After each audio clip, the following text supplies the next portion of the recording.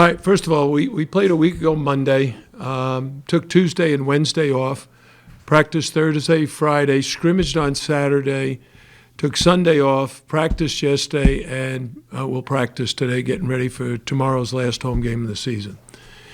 I thought the rest on Tuesday and Wednesday was good for us. By Thursday, we had everybody at practice, which was the first time in a long time. We practiced well on Thursday and Friday, had a good scrimmage on Saturday, got additional rest on Sunday, had a great practice yesterday, and we're ready to go back at it today. Full lineup? Yep, we had we have 11 scholarship players. All 11 were ready, willing, and able to practice.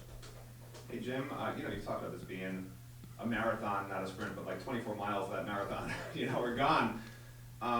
As you look at I don't know what you call it, a post-mortem or whatever, a couple of early stumbles with all 11 guys, I think, right, in December or before the ACC schedules and injuries hit.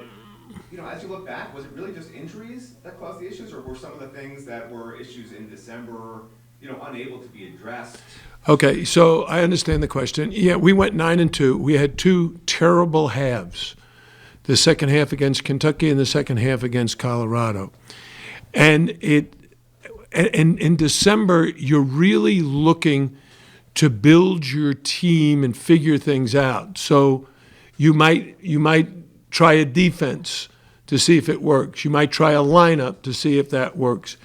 In those two particular games, you might get in foul trouble, which we did, and have to figure out, okay, what are we going to do if we're in foul trouble? And you prefer as a coach that what you tried worked, but it didn't. So you say to yourself, okay, what do we do going forward? Well, going forward, we started winning again. We had some nice wins just before the new year. We started out with a nice win over Clemson to start the new year.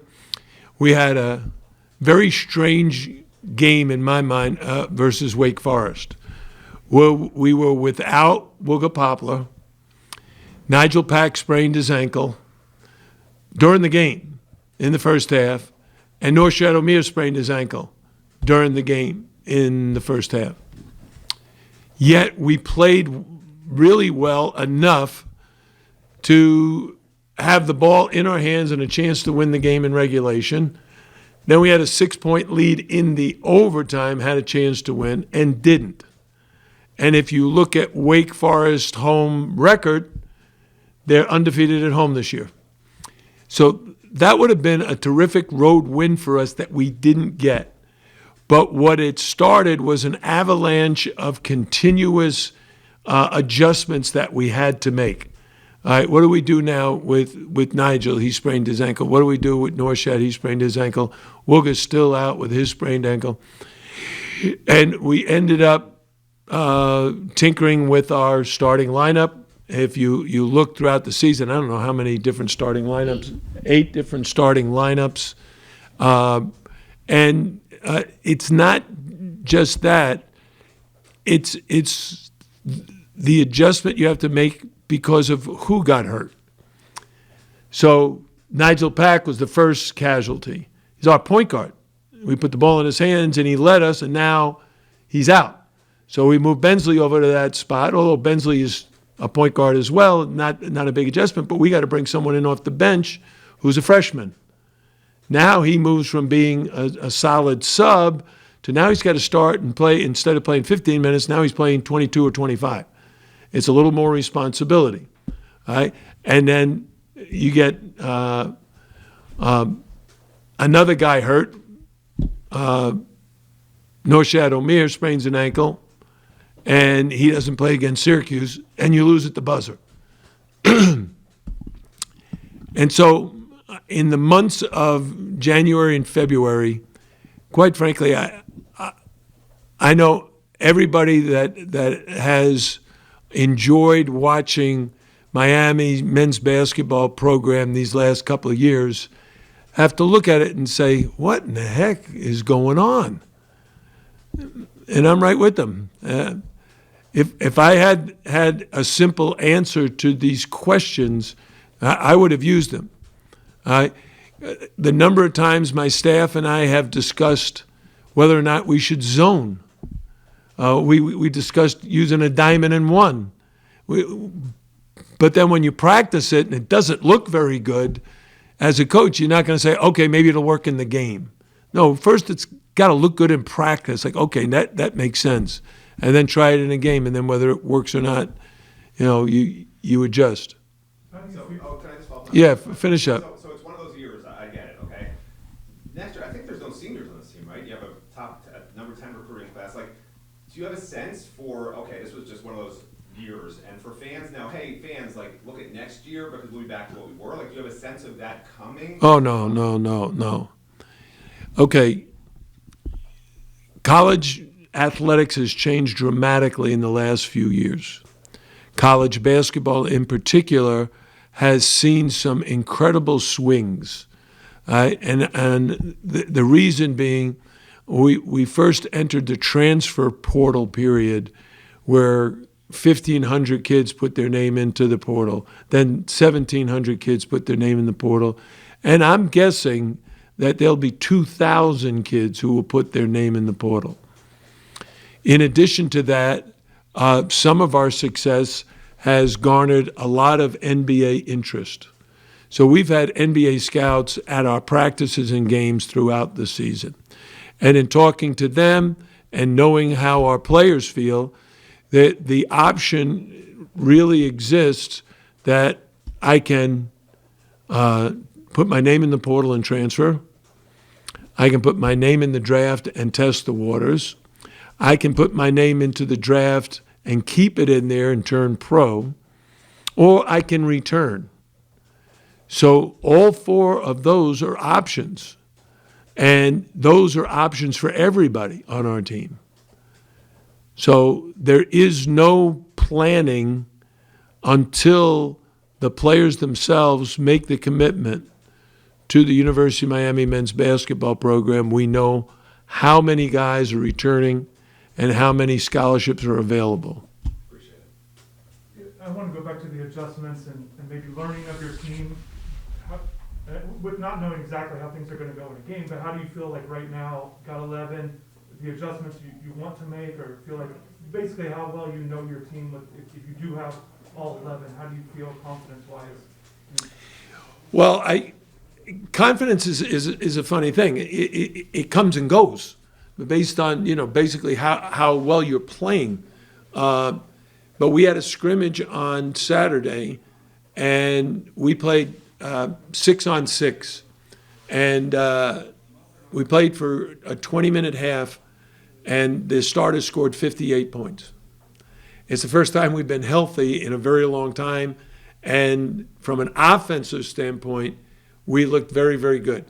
In that half, we had 16 assists, and we made, I think it was like 12 threes.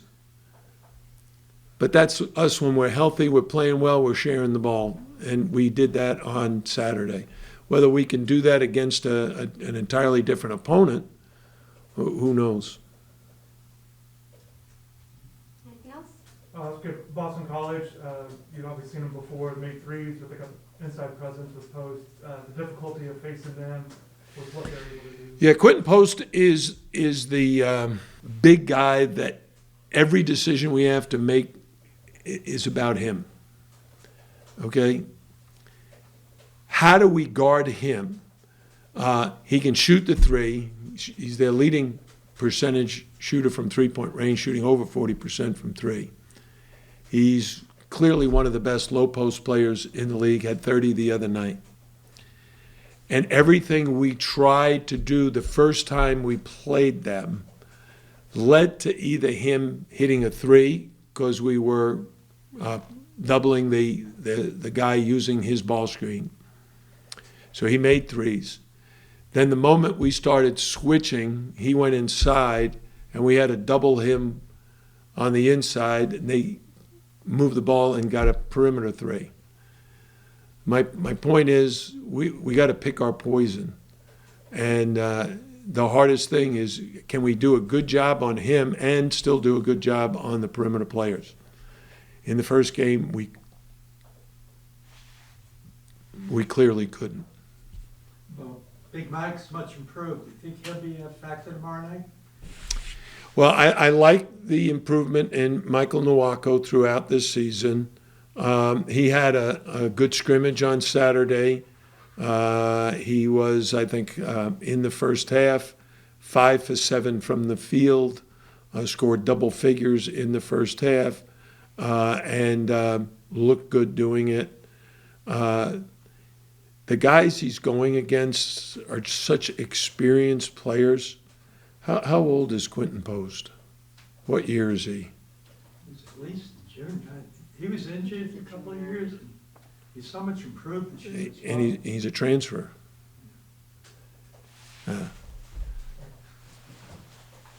I want to look, because you're now talking about a rookie who's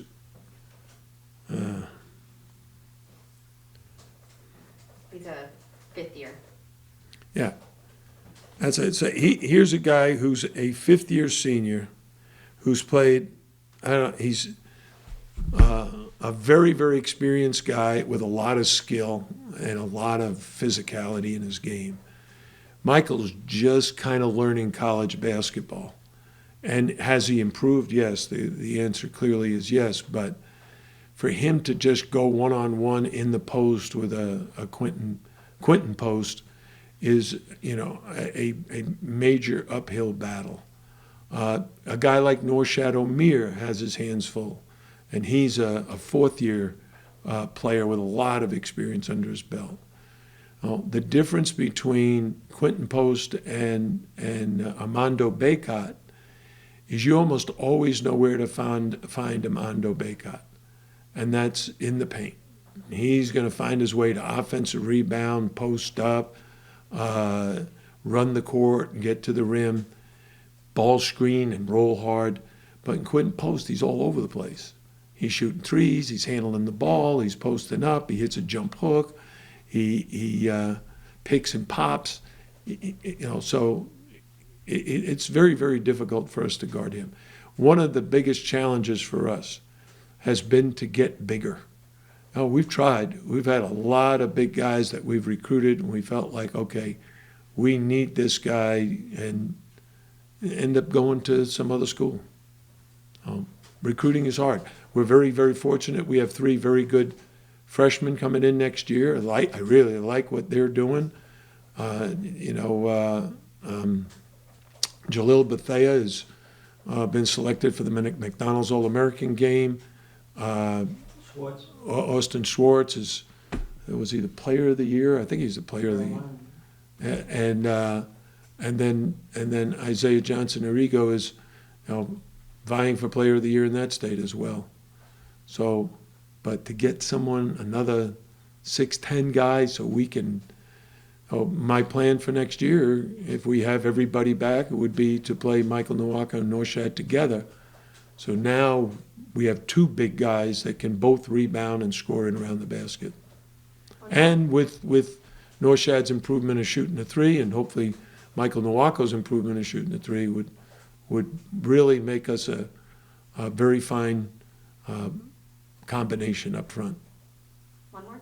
Yeah, I've got one. You talked about pick your poison type mentality towards Boston College. You've done that with other teams.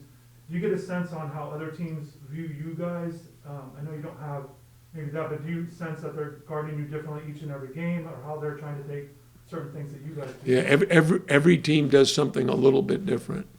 Like in Nigel's case, when he was playing, they spent a lot of time denying him. Certain teams trapped Norshad O'Meara. Not a lot, but enough that you had a plan for it. Wooga Poplar is another one that they spent a lot of time denying, really getting in his grill and try to keep him from catching the ball. But every game is different. Every opponent is different.